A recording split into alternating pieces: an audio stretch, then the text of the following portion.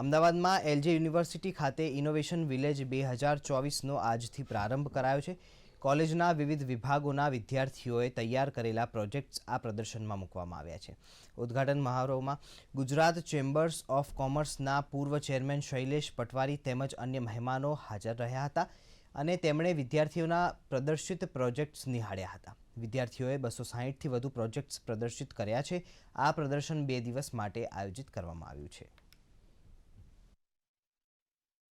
Innovation village is a platform કે જ્યાં students જે છે એ એમના પ્રોજેક્ટ જે છે એ શોકેસ કરી શકે અને એ પ્રોજેક્ટમાંથી પ્રોડક્ટ અને સર્વિસ કેવી રીતે બને એના માટે અમે લગભગ 150+ ઇન્ડસ્ટ્રી મેન્ટર્સ 2 દિવસમાં વિઝિટ લેશે।